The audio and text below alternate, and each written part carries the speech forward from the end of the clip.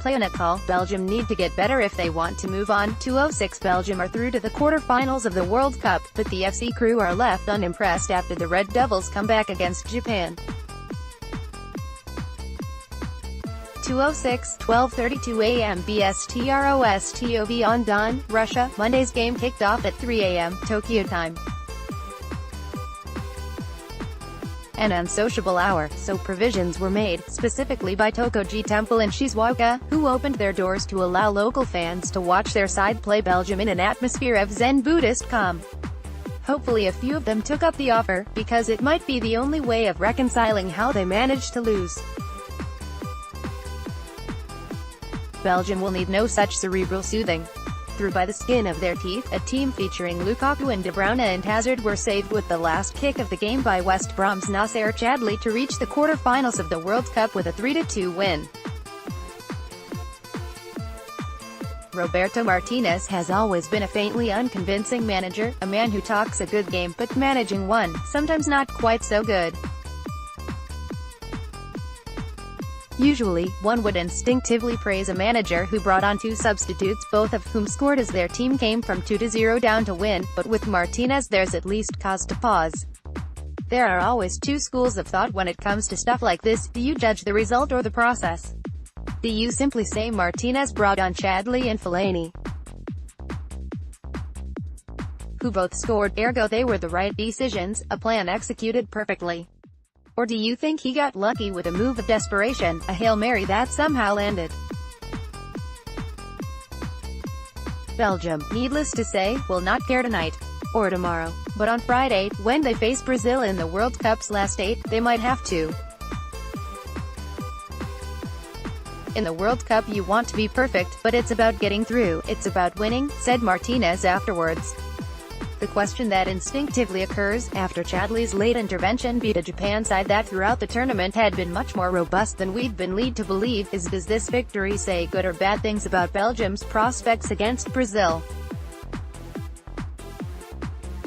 Does the fact that they required a goal with 8 seconds to go, following a moment of staggering naivety from Japan when they crossed the corner rather than taking it short, mean there are deficiencies in this team that Neymar, Philippe Coutinho and pals will leap on and tear apart, like coyotes on a leg of lamb?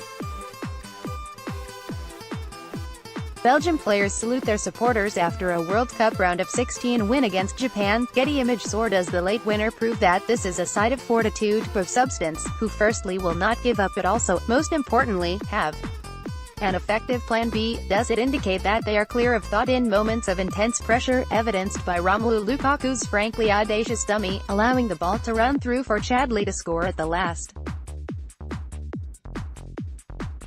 The truth probably leans more towards the former, but they will believe the latter, so which is more important? Belgium will, perhaps, not forget that they were 2-0 down to Japan, but certainly remember more that they came back to win 3-2. Might call that a sort of delusion, but sometimes footballers need to delude themselves. If every striker thought about the possibility of missing a chance before putting it away, they'd never score another goal again. To win was important for our confidence, said Chadli afterward, to illustrate the point. Lose today, you can lose a game, but the way we've been playing, we can't lose like this. We had to change something, change the mentality, and we fought for each other. And that's what got us the win. It will be Martinez's job to address the weaknesses, to ensure they don't make similar mistakes in their quarterfinal.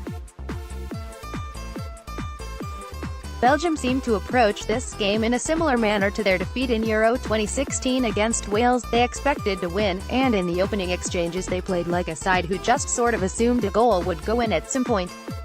Like they would be rewarded by some karmic force because they were playing well, and that's how things work. They won't do that against Brazil, of course. Indeed, their mentality will be flipped entirely. For the first time in Martinez's reign, Belgium will be underdogs in a competitive match. If you ignore the England game, a glorified B international in which neither team was crazy about winning, then their toughest test under the Spaniard was against Bosnia-Herzegovina. A good team, but no Brazil. It will be fascinating to see how they adapt. There were enough signs against Japan to concern them going into Friday's game. If Takashi Inui, a right-footer coming in from the left, can cause them that many problems, then what will Neymar do? Will Jan Vertonghen make another mistake like the one that led to Genki Haraguchi's opener? This was Belgium's toughest test under Martinez so far, a Japan side who pushed them to the very edge. They only just passed and now they have plenty to think about before an even tougher examination this weekend.